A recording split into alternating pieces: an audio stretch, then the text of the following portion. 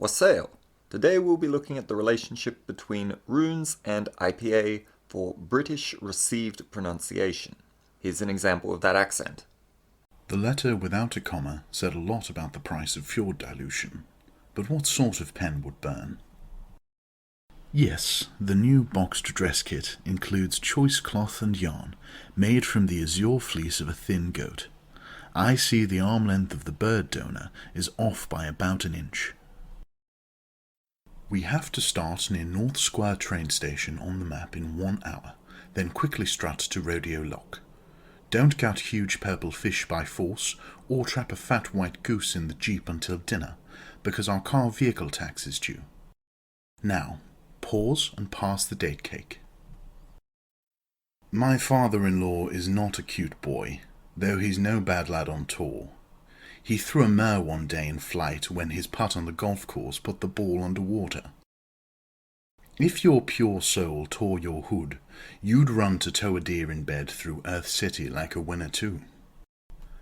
When a cheap ham bit your thigh with its mouth, the happy nurse thought the cure to thy left foot cut was to sap a neon thing from your face. Zap! Her delusion pit a tin yacht in a full bath against a palm in a vat run by me.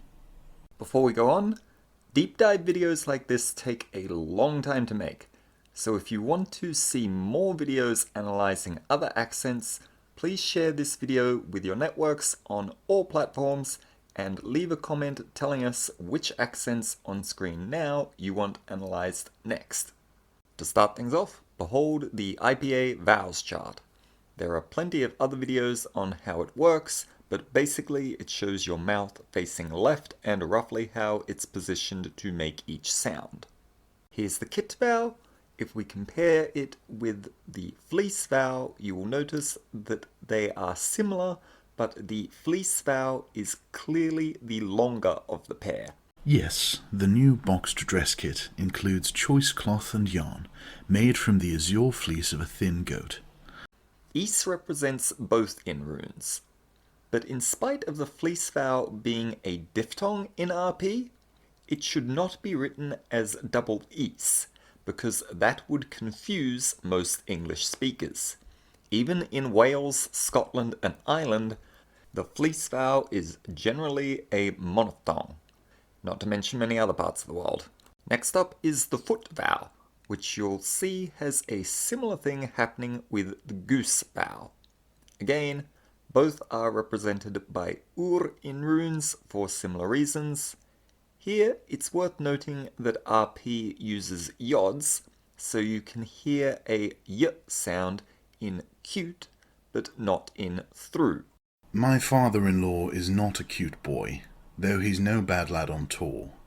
He threw a mare one day in flight when his putt on the golf course put the ball underwater. For the lot vowel, you'll notice that it is more open than the thought vowel. However, the latter is a true long vowel in the sense that it is held for an elongated period of time. Importantly, both of these are also rounded vowels. That gives them an additional form of connection. Keep an eye on whether or not it's maintained across other accents, because that will help you to see the relationship between the runes ors, arc, and ash. Let's look at 3 of their vowels: trap, strut, and father. You'll immediately notice that the father vowel is very close to the lot vowel, but it is unrounded. If we can analyze more accents, you'll see why that caused us to instead pair it with the strut vowel, to which it is also proximate. Now here's a question for you. In the RP accent, the bath vowel is identical to the father vowel. So, if you wanted your reader to hear an RP accent, which rune would you use when writing bath? Pause if you want to think. The answer is the father vowel, arc. You can remember this because it is a main form vowel, whereas the bath vowel is an alternate form vowel. When an alternate form vowel sounds the same as a main form vowel, Even if it's not its direct equivalent, the general rule is to use the main form vowel instead. That's the key reason why they're called the main forms. By and large, English listeners are more likely to recognize vowels they hear in their main forms, even if the accent sounds strange to them. The result of this is that the alternate form bath vowel is not used in this accent. The exception is if a vowel is followed by ng, that is the rune ing. Ing always prefers alternate form vowels where they exist. That exception causes a little confusion for a lot of speakers, but it does so in different ways. Meanwhile, it reminds speakers of a variety of accents of which alternate forms other speakers may be using. That both serves to keep everyone alert and to smooth the recognition process when a reader needs to consider accents they may be less familiar with. Let's move on to the dress vowel. As has no alternate form, we'll show its dual form, face. At this point, anyone still wondering why the face vowel starts with should be able to see why. In the RP accent, its rhotic form, the square vowel, begins close to the dress vowel but is slightly more open. It slides towards the schwa and is generally pronounced non-rhotically. Nonetheless, it should typically be written using the rad bind rune to signify to a broad audience that the square vowel is the intended sound. Speaking of the schwa, that's the comma vowel in most accents, including this one. It is represented by the rune FL. However, when that sound is elongated in RP, it becomes the non-rhotic nurse vowel. That may leave some of you wondering why the comma vowel is the main form rather than the nurse vowel. If you're a viewer with a good answer to that, discuss it in the comments. Returning to the strut vowel, you'll see that the price vowel begins closer to it than the trap vowel. Although sliding towards the same unrounded ending, the choice vowel begins as a rounded vowel between the lot and thought vowels. So can you see the logic behind placing them in their respective rows on the Touchstone Vowels Chart? They are followed by your rather than is because of how the y sound might be heard in words like spying. There have been a lot of questions about the metathesis-inspired adjustment for your in modern English Futhorc.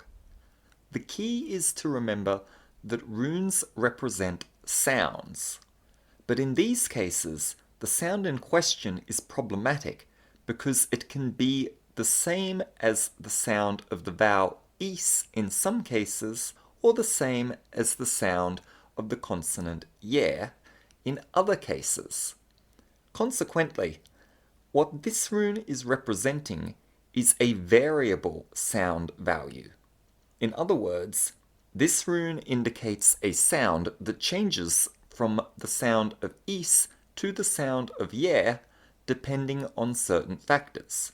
Does that make sense? Indeed, there's a good case for using it in a related context. Consider the first sentence in the example text. The letter without a comma said a lot about the price of fjord dilution.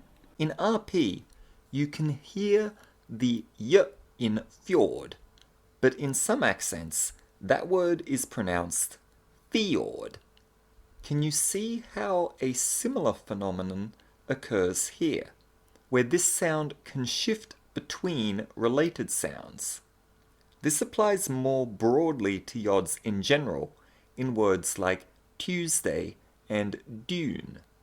However, ultimately we decided to use yeah for yods in the Touchstone rather than your, because almost all yod-retaining accents use the consonant sound y for them.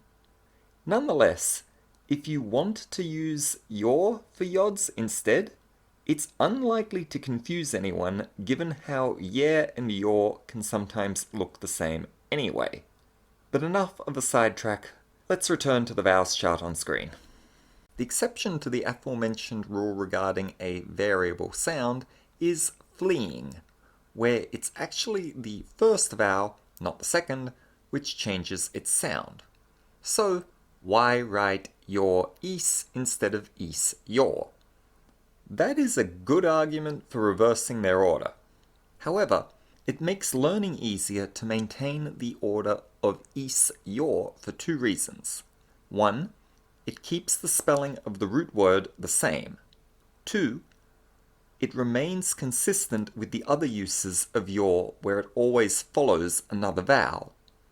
Additionally, requiring the reader to mentally metaphesize these runes to obtain the correct pronunciation is a subtle reminder of the rune yaw's origins.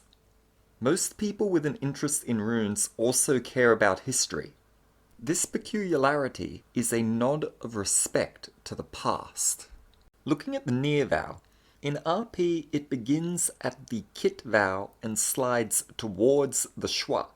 When a suffix is added to it, it naturally changes into its rhotic form, hence the use of rad to indicate that. Note that the near vowel should always be written with the rune er, regardless of your accent. This is required for clarity's sake. Unlike the other vowels, its main form equivalent does not override it when they sound the same. As for the other rhotic vowels in RP, the start vowel is typically non-rhotic, making it identical to the father vowel. The north vowel is also non-rhotic, being the same as the thought vowel. On a minor note, the letter vowel is non-rhotic and thus the same as the comma vowel. So, rad isn't required for those vowels in RP because they're all identical to their main form equivalents. Thus they can be written in that form. However, many words ending with these sounds can take suffixes. For example, star and starring, or floor and flooring. When that happens, they frequently return to their respective rhotic forms.